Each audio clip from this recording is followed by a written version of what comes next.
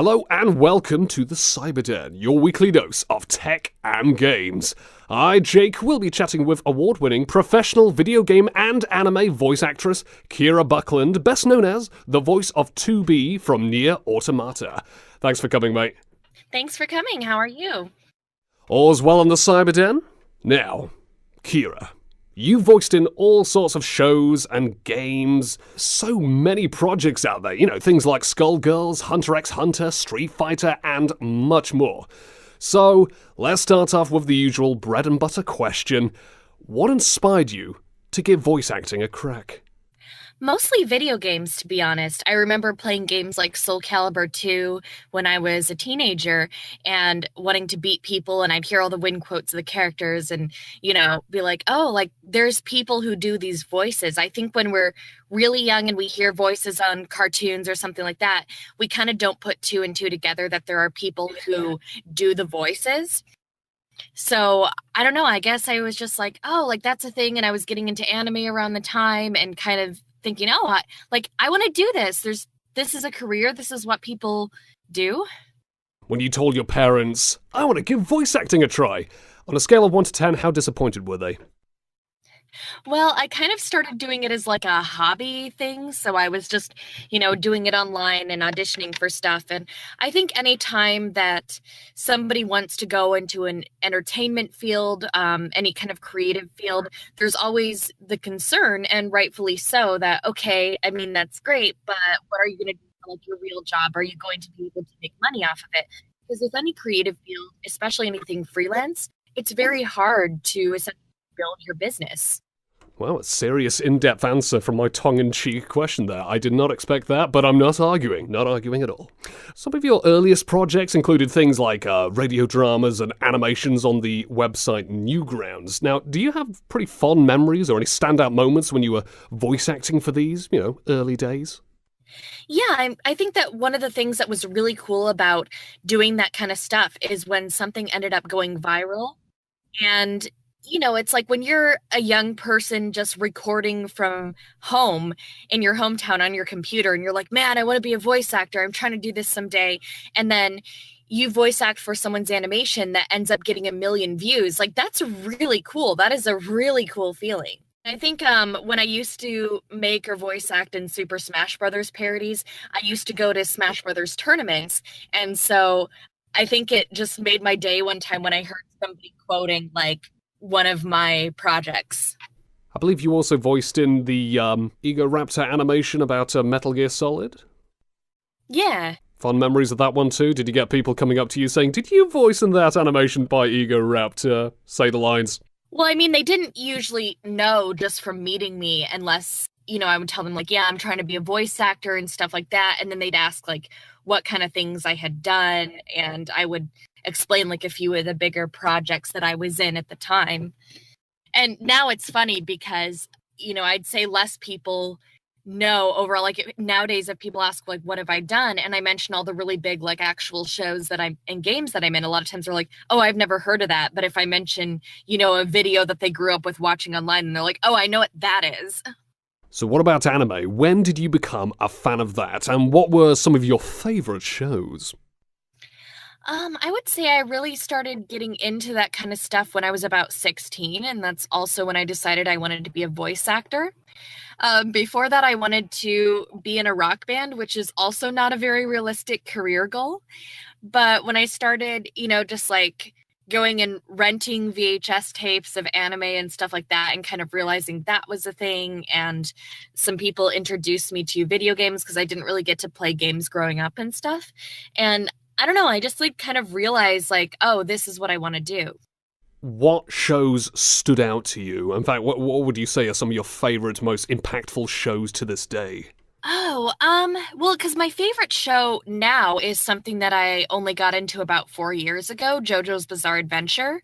But I think, one of the first things that I guess kind of stood out to me was something like Pokemon. Nowadays, I'm more into the games of Pokemon. I play like a lot of Pokemon Go. I play all the, individual games that come out and stuff like that.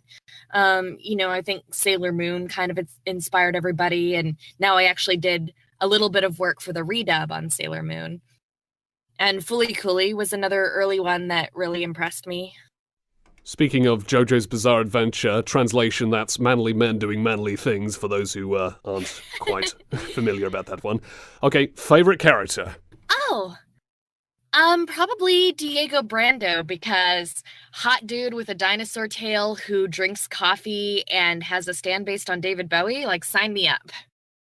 You've done your fair share of anime voice roles. Now, after you graduated from university, you got yourself a major in Japanese, so well done for that. After that, how did you actually start getting these voice roles? How difficult was it to kind of get your foot out there? It was pretty difficult, but the main thing was that I had to move to California. And that's something, I was born and raised in Alaska my entire life. I still consider it my home to an extent. My parents live there and I visit there a lot. And so I visited California many times before I kind of, was prepared to move there and stuff. But it's a scary life change when you're like, okay, I've got to leave everything about like where I grew up and where my family is and just kind of move to this place that I'm familiar with. But at the same time, it's like moving out and living on your own, like it's scary, And even to this day, I know a lot of people who they have to move out to where the work is, obviously, which is either California or Texas if they want to do this type of work that I do. And it's always hard, It takes a lot of money to kind of move and set yourself up and then to get your foot in the door, which is still the hardest thing. Once you get in, that's not guaranteed anything. I still have to, as well as actors who have been in this business way longer than I have, we all still have to be trying to constantly find jobs for ourselves. We're always auditioning. We're always looking for new work opportunities because you want jobs and auditions coming in from a variety of sources. So, the first company that kind of gave me a shot and let me audition was Bang Zoom Entertainment. And I went in and did general audition stuff. They brought me in for a couple like just minor background roles. And then eventually I started getting a couple roles. But, I kind of had to build this up over time. A lot of people didn't know of my work until Nier Automata came out, which is fair. But by that point, I'd already been, doing a lot of stuff. It's just people until like you're in something popular that they've heard of, then they think, oh, like this person is new. But the reality is a lot of these people that were like, oh, they're a newcomer, they've actually been doing it a long time, but it's just that you have to work your way up. So how would you describe the anime dubbing process? Because it does sound like fun stuff, but at the same time pretty challenging as well. Yeah, for sure. I think the hardest part with any freelance job is just finding work. I have friends who are artists as their full-time job, and, their work depends on, do I have a lot of people who are willing to commission me? Photographers as well. Do I have people booking shoots with me? It's anytime that you're in a creative field and you're kind of, it depends on clients wanting your services. It's always kind of hard because even if you're doing well, you just don't know where your job is going to come from next. How would you describe the average job when it comes to dubbing an anime? Say, you're plucked into the studio and they say, all right, time to read some lines. How does it roughly go down? Well, a lot of times when we get the audition, we will do our audition from home. And thankfully, because of all my years doing online auditions and recordings, I'm no stranger to recording at home. I even have like a sound booth in my home and everything, which my cats see as a giant scratching post. But I have a pink sound booth. So we get the audition, we record it from home. We usually get like a little video reference of this is what the character looks and sounds like in the case of anime and the original Japanese. And then we send in our audition with our best take on it. And then if we get the part, then we go into the studio and we go in one at a time. So, a lot of people think because say you in Japan, you often see them like recording together in a big group for anime. But here for like anime and dubbing, we don't get to do that. It's just you come in individually and you're just doing your lines. And you'll have the director there who gives you context, who guides you with what you need to do for the scene. So, you never have to feel like, oh, you're just thrown out to the wild. You have sometimes you'll even have people from the Japanese company there who give even further context and kind of, make sure everything is in line with their vision for how they want the show to go. And then you're told a little about your character, and they'll say like, okay, you've heard what they sound like in the original, read some lines for us so we can see if we like, where you're going with them.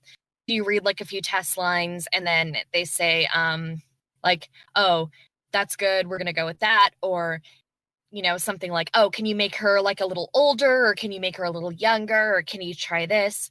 So you basically just kind of set the voice first. This is all very fresh in my head because I just taught a workshop yesterday on ADR and that whole process.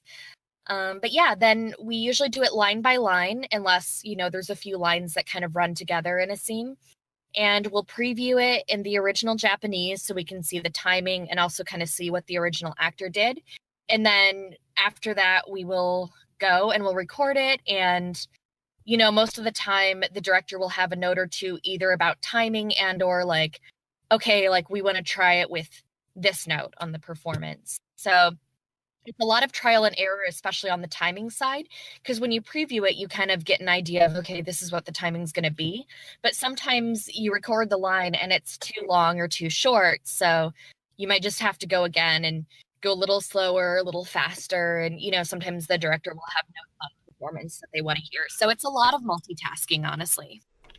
You've lended your voice in many anime shows, things like Hunter x Hunter, Durarara, Blue Exorcist, and many other animes out there that I really couldn't be bothered to recite from Wikipedia by memory. Now, what would you say are some of your favourite roles? What characters did you enjoy playing the most, and why? I think Umi from Love Live was pretty special to me because I play the mobile game for Love Live. I'm actually really addicted to it, and I've spent a lot of real money on it, which I'm not proud of, but, it is what it is. So when I found out that they were doing an English version of the anime, I was so excited to be cast in it because that was just like a huge honor for me as something that I was already into. I played a random fangirl in one episode of JoJo's Bizarre Adventure, one of Jotaro's fangirls, and that made me really excited just because JoJo is kind of my life. Like I even have a tattoo from JoJo and stuff. And I'm just hoping, because like as much as I would love to audition for more characters on that show, and I was like, oh man, I really hope that I get to try out for somebody. On the other hand, I really want to be Jotaro's daughter, the JoJo of Part 6, when that gets animated in like years from now. So on the other hand, I'm like, well, hey, if you want to save me, ooh, crossing my fingers. And hopefully one day I'll get to say that that's my favorite role. But I guess some of my other favorites from anime, not a lot of people have seen this show, but I was in a show called Blood Lad and I played the character Belle, and she was just super fun because she reminded me a little bit of like Haruko Haruhara, she's kind of like crazy and, all over the place, and I got to really have fun and play with that role, and I love it. I'm trying to think, because I know I've done like a lot of... Oh, another one that I really liked that's slightly more recent is Lyria from Grand Blue Fantasy.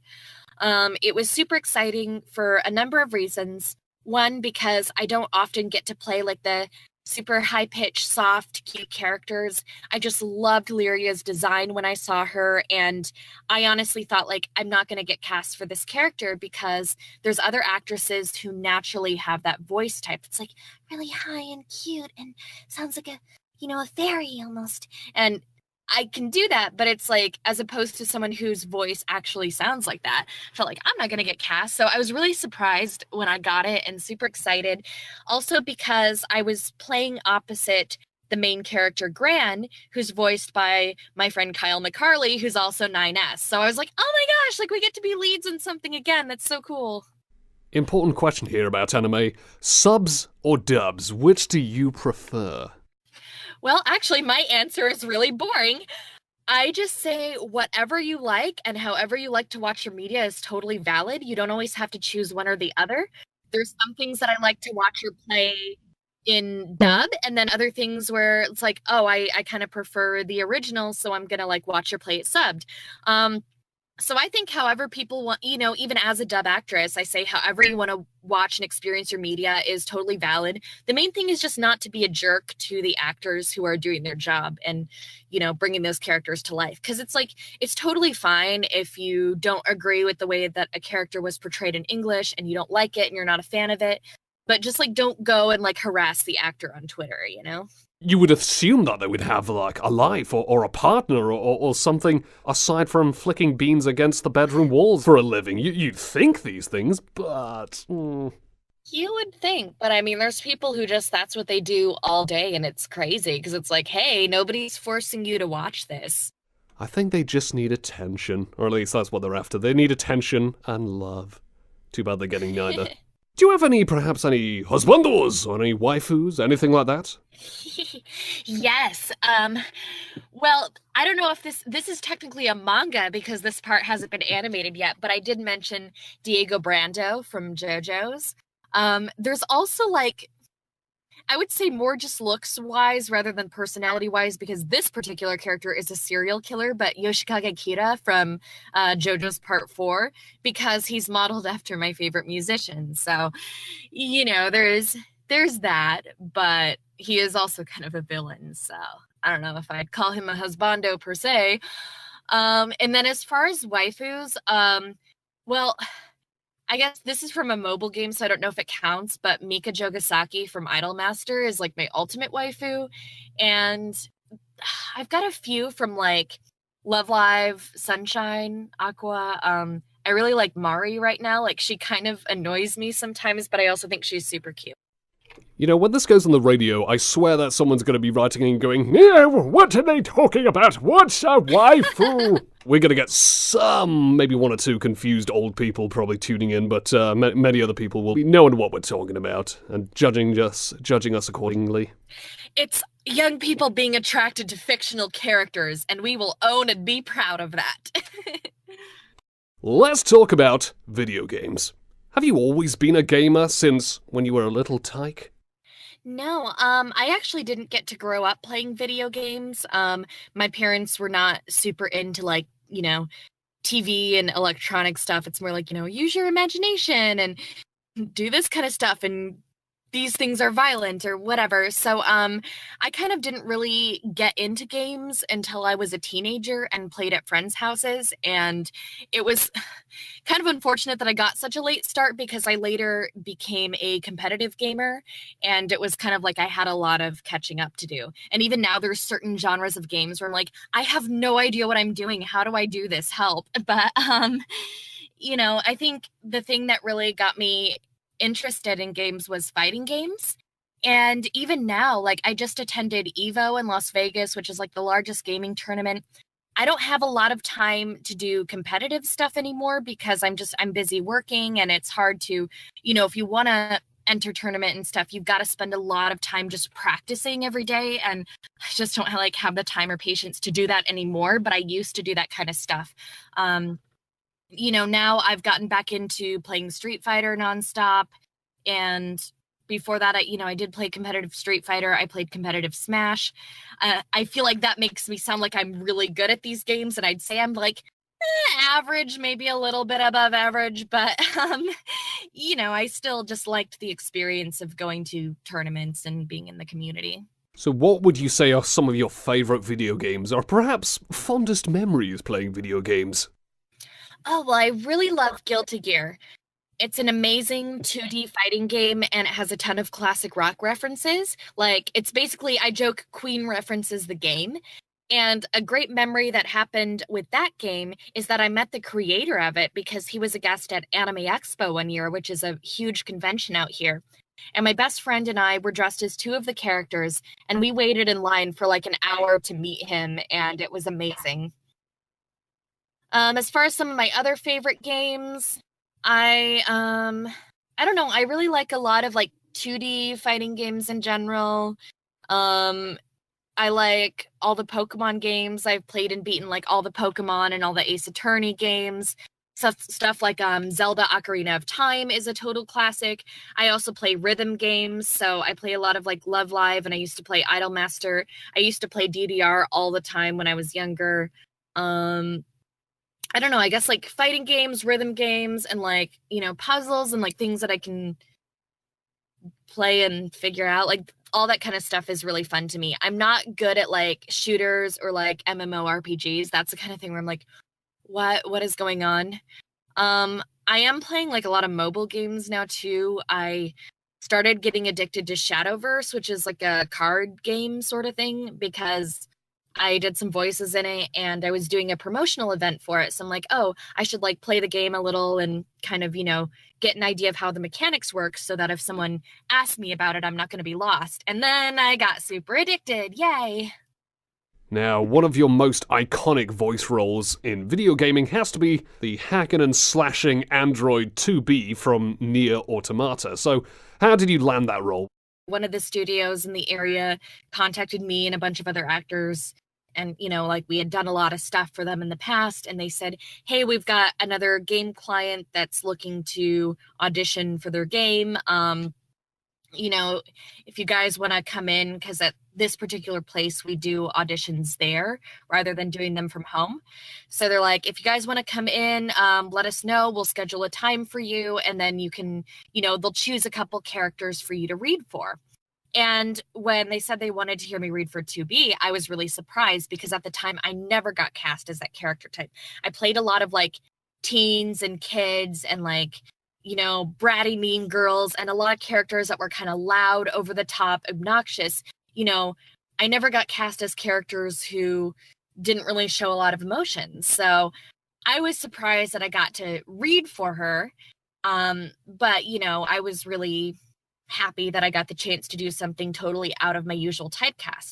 Now, a lot of times when we audition, especially for games, a lot of this stuff is pretty confidential because if the game hasn't been even like revealed yet to the general masses, then, things are pretty, like a lot of times there might be code names used. They'll maybe have like a sketch of the character. Sometimes they won't have like too much information on like the plot in specific. And, and we all have to either sign or they're implied agreements that we're not going to, go online and post like, guess what I just auditioned for? This upcoming game looks pretty cool. You know what I mean? Like we have to keep all that stuff.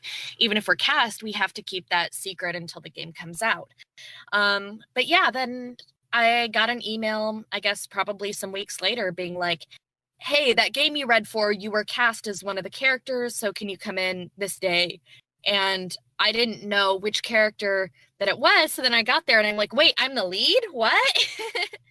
So why do you enjoy playing the role of 2B, and what is it that you love about her? I think she was a challenge for me because a lot of the characters that I play go really, really big with their emotions. They, say everything they're feeling. I play a lot of bratty characters who just like yell and snark at other characters, which is super fun. And I love playing those types of roles. But at the same time, I think a character like 2B, because she like keeps a lot of her, feelings or whatever under control a lot of the time, then when she does show emotion and she does kind of break, it makes it that much more powerful. And so because I had to keep her at a baseline that was a little more neutral a lot of the times and not, showing a ton of emotion or reaction, then it was like, I don't know, it's interesting playing a character that's kind of monotone, but taking care not to make them sound boring. I think that's like, it's actually like more challenging for me to play characters that are kind of monotone than to play characters who are like bleh! All the time. And I think because the story, I won't spoil anything obviously for anyone listening who hasn't played it, but the story does deal with some really heavy themes. And so, the character 2B as well as the other characters, they go through some stuff that's pretty intense. And so I spent a lot of time with the character because there was a lot of voice dialogue in the game. I spent a lot of time with her and she goes through a lot of stuff. And so, it's impossible not to feel some kind of connection and to feel like, wow, like this is a pretty intense story. I think people go in and play Nier Automata expecting like, oh, it's going to be like these cool androids beating up these robots and, and cute girls and all this kind of stuff. And it's like, yeah, okay, but then what you don't expect is, oh no, I'm gonna cry so much that I go through an entire box of tissues and now I need more. So, after, because recording a game is a very different experience from when you play it later and you see it all come together. I obviously don't get the time or the resources to play all the games that I'm in, but, of course, Nier Automata was something that I was like, well, I got to get this as soon as it comes out. And that's what finally like kicked me to buy a PS4, was so I could play Nier Automata, because I'd been hanging on to my old PS3 for so long and being like, I don't want to spend the money on a PS4. And then it's like, okay, I have to. And me and Kyle, who played 9S, we played through it together. And, we had times where we actually like started crying just playing the game, because the stuff was so emotionally like intense. And I don't know, it was like, because even when you're recording it and you're like, okay, I kind of know like some of the plot spoilers or whatever, obviously, because I recorded this, when you see it all come together and you see like the characters talking to each other and you hear the music and you see the visuals and you experience it in a completely different way than like seeing your lines on a spreadsheet in studio, So us like playing it and just interacting with the fans, it was so special to us, especially because for all the work I've probably done hundreds of games at this point, and I've never had one where like people wrote letters to the cast because they felt really touched by the game. I always say I can't take credit for that. That's the creator Yoko Taro and his writing, the characters he created, the story, all that kind of stuff. But at the same time, I just feel so honored to have taken, to have had that involvement in something that touches people so deeply. Any particular standout moments in the game? And of course, if there's any spoiler alerts, then we will shout that out at the top of our voices to scare people off.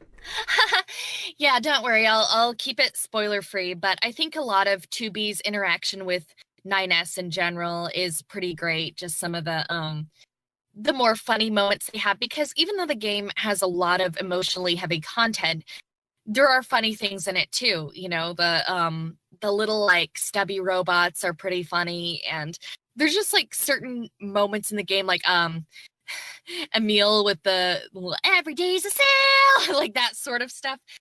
There's like funny moments, and I think those are pretty great. What was your reaction to some of the fans' obsession to 2B's her assets? Oh, I thought it was funny. I've been on the internet for over a decade, so nothing really surprises me at this point. You can rest easy, folks. She doesn't mind you one bit, so you all owe me. Anyway, let's talk about SkullGirls now. How would you describe your experience voicing the creepy, ruthless final boss Marie in SkullGirls? Well, that one was kind of interesting because I auditioned for all the main girls when they were doing auditions for those, and I didn't get any of those because I was, like still kind of new to like the industry. But after I auditioned for all the main girls, I was like, oh man, like I didn't get cast for anyone, like, okay, whatever, like that happens. Then the casting director contacted me and was like, hey, we actually want you to play the final boss of the game, like based on kind of my other auditions and stuff like that. She was interested in just, having me play that role. And that was right when I moved to California. So I was like, oh, perfect. I'm actually moving like the month that you need to record. So, it was kind of like crazy making it all work. Like, okay, well, I guess, I have to move for sure now in this particular month, because that's when they need me to record for this game. So, I went in, and again, she was kind of like a more monotone character, kind of like what we talked about with 2B. So it was definitely interesting because she's very like, they explained she's a really tough boss. She's going to be really hard to beat. So she needs to sound like she needs to be scary and menacing, but not with doing a scary and menacing voice, like with keeping it really light and kind of monotone and soft. So I don't know. It was fun. The one thing that I was kind of sad about was that she wasn't playable, because coming from a background of being really into fighting games, I always wanted to be able to play as my own character in a fighting game. So I was sad that I didn't get to do like the fight sounds and all that kind of stuff, but that ended up happening for me many years later when I got the role of Honoka in Dead or Alive. So what was it like fighting your own character for the first time in SkullGirls? Well, it's always funny when I play a boss character because I get like frustrated, like, I can't beat them. They're so annoying. Like, you keep spamming skeletons. Stop it and stuff. But it's like, then you hear yourself taunting you, like, know your place and stuff like that. And it's an interesting experience. What would you say is the most appealing aspect of SkullGirls? I think a lot of people are really drawn to the art style, and the fact that, one of the creators was somebody who was very involved in the fighting game community. So he was super in touch with what the community wanted out of a game and how to balance the game a certain way, what kind of mechanics people wanted. And I feel like they're very involved with their player base and they kind of, listen to them and what they want. And I think people really respond well to that. Like whenever creators are kind of in touch with their communities, people really appreciate that, especially in this day and age. Any other particular video game roles that have really stuck out for you? Yeah. One thing that comes to mind is Amelia in the game Detective Pikachu. I've been a Pokemon fan for a little while now. I used to be one of the gym leaders for the Pokemon League back in my hometown. I play Pokemon Go nonstop. I've run panels on trainer tips for Pokemon Go, which I'm going to do when I go to a con in England next week. Yay! But I don't know, I'm just really Pokemon is something that's special to me.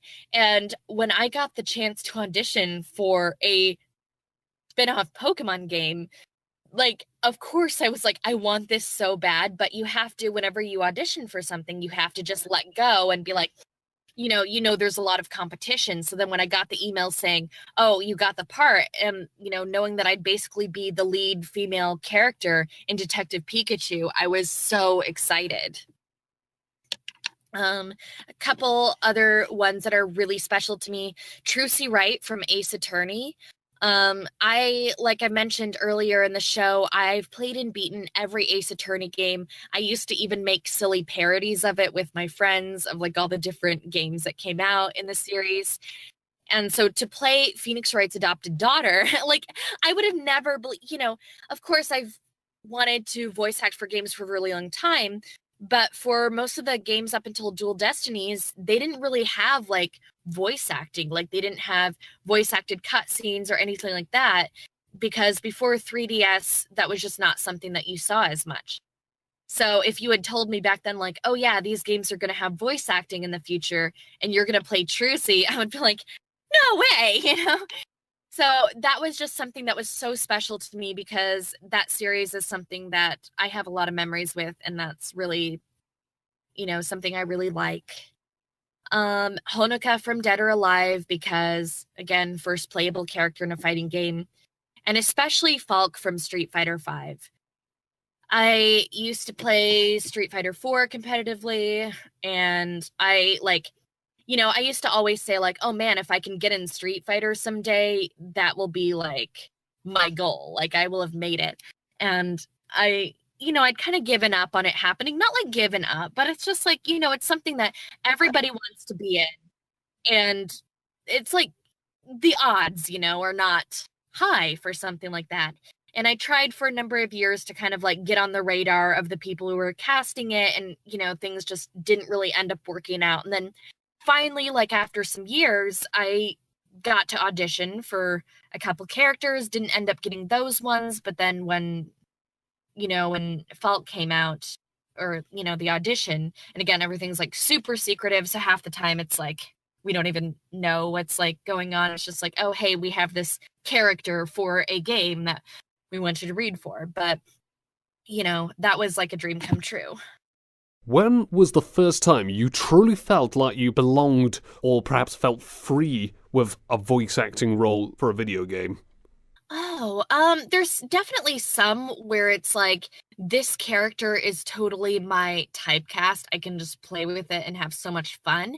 Serafina from Disgaea 5 was one of those, because she's like snobby rich girl who does this type of laugh.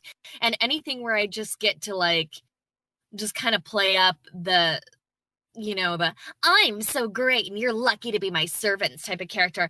That's just like so fun for me. So I think characters like that. There was also one from a game called Paladins where I played the character Evie, and she just got to be crazy. Like, she yells memes, which is just like totally fun. And she got to just go all over the place. Like, I have so much fun with characters like that. What is it that you love about going to anime and video game conventions? And do you get quite a few people who might kind of trot their way up to you and go, oh, I know you? No, actually, the only time that people normally come up to me in a situation like that is if I happen to be like a guest at that event and then I have a signing table. And then, obviously if you have a table, people come up and sometimes, they'll be like, oh, wait, because a lot of people don't necessarily know like names and faces of voice actors, but they'll go to your table and they'll see like, pictures of characters you played and they're like, oh, okay, you're that and that. So, or if they hear like, oh, the person who played this character you like is going to be there, then sometimes they'll go and, find you for your signing or something. So I'd say it only really happens in that particular circumstance, like when I'm going for like a promotional thing. But one of the things that I love about conventions is finding people who are into the same things that I am in like the same space. Like, for example, I've mentioned I'm really, really into JoJo's Bizarre Adventure, and my real life friends get annoyed at me because I'm always like, talking about classic rock, and I'm like, and that's also a stand and stuff, and they're like, okay, like nobody cares, But when I get to go to a place and I find other people who are really into JoJo, for example, then I don't know, it's like a cool experience getting to talk to them, getting to make new friends, because I'm not always so great at going out and making new friends. It's something I find very intimidating. But I think when you have a common interest, it makes it that much easier. It's the same thing for Pokemon Go raids. If I go and, do a raid with people in my town, that's an easy way to meet people that's not scary. What do you like to do outside of voice acting? Well, I play Pokemon Go. I'm really a big coffee drinker, so I spend a lot of time hanging out at my favorite coffee shop, and I love cats, so I have 3 of my own cats right now. I also foster sometimes, and music, like 70s, 80s rock, glam rock, that's like my type of thing. I'm also really into makeup and costuming kind of stuff. Like, I do a lot of cosplay, but I would say doing the makeup is my favorite part of that. And yeah, I guess I play, certain fighting games and like certain mobile games when I get the opportunity. Speaking of music, what kind of bands are you into? What is your preferred style of music? Any particular genres? Yeah, I really like classic rock, especially from like the 70s and 80s and glam rock kind of stuff. My favorite musician of all time, who I adore with every fiber of my being, is David Bowie. He is my biggest inspiration for pretty much everything in life. And I wish that I could be even like 1/100th of how cool he is, or was. It's still weird to say was. It was super devastating to me when he passed away, and I go to the Hollywood Walk of Fame every year, kind of in his honor, and a bunch of Bowie fans meet up there and they like put glitter down and write letters to him and talk about how much he changed their lives and stuff. And I don't know, he's just like my world. But I also really like a lot of other stuff from that time period. I'm really into bands like Emerson, Lake and Palmer, which I got into through JoJo. Of course, I like Pink Floyd and Rolling Stones. King Crimson I also got into through JoJo. Fleetwood Mac.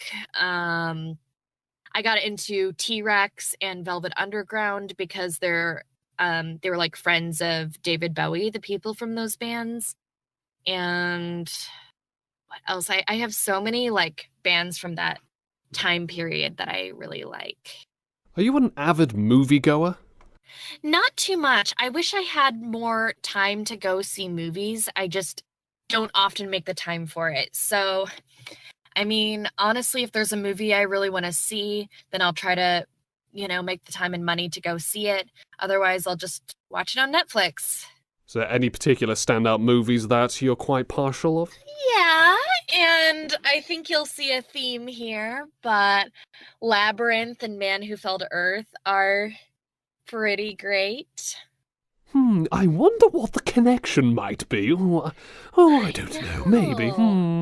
Maybe it's due to a certain gent who's in there. What is his name? David Lowry? No, something like that. It's funny, I've seen Man Who Fell to Earth like 3 or 4 times now, and I could barely even tell you most of the plot because it's like I'm very distracted by the beautiful, magnificent being that was on screen before me. Jumping back to voice acting, would you say there are any dream roles out there that you would love to voice in? Yes, my biggest one is Jolene Kojo from JoJo's Bizarre Adventure. It will be some years until that part gets animated. She's part 6, and they just announced part 5 is getting animated coming this fall. So, there's some years to go, and hopefully I will be established enough by then that I'll be considered for the role. But I've got, like, a ton of people on the internet backing me up, being like, I can't imagine anyone else for this character. Like, the character is just you. And I've cosplayed her for the past 4 years and stuff. So, I don't know. I feel like I associate myself with this character a lot, and a lot of other people associate me with this character. So I just really hope that once it gets animated and if they make an English version, that I can get the chance to play her. Another one that would be a dream role is Dizzy from Guilty Gear. Kira, let me just say thank you so much for jumping on with this interview. Yeah, thank you for having me. So, is there anything you'd like to say to all of your fans and admirers out there? The floor is yours. Oh, I don't know. I don't know if I can think of anything creative to say. Well, a lot of people ask me to say this one line from 2B because it's kind of one of her iconic lines in the game. So I guess I'll just go ahead and do that. It's a line that goes, "Emotions are prohibited." So there you go, Nier Automata fans. She said the line. She said the thing. But you're just leaping into the air right now with joy. I think you're very optimistic about that, but I appreciate it. Since they heard the line, I'm just hoping that if they're hearing this on YouTube, that they'll instantly like the video, subscribe, then give me like £50,000 and, just adopt me into their family so I can do all sorts of mischief. Things like that. I'm just hoping that people will have a good old lovely time listening to this interview. Oh, hey, that's a great plan. I mean, I know some people like the cute anime girl voices, so I mean, if I were like, can you please like and subscribe? I feel like maybe that will help. I don't know. Well, there's always that. There's always me just threatening people with a broom. That's usually how I get like a bigger fan base here on Siren Radio. I just go around people's houses, threaten them with a broom, and say, "You better listen to me on Wednesday," And they go, "All right." That's probably the most effective. You'd be surprised how many listeners I get this way, and also you'd be surprised how many people they end up calling the police on me and start restraining orders. You call up the police and they mention my name and they say, "Oh, great, it's that guy again." All right, well, stop him from swinging that broom around. He just loves to shamelessly plug that Jake the Voice guy. Nutty fellow. Personally, I would like to thank all you lovely listeners out there for once again tuning into the Cyberden, your weekly dose of tech and games, right here on Siren Radio. So, Kira, let me just say thank you very much for jumping on board, and we're wishing you the best of luck out there in the world of voice acting. Thank you so much.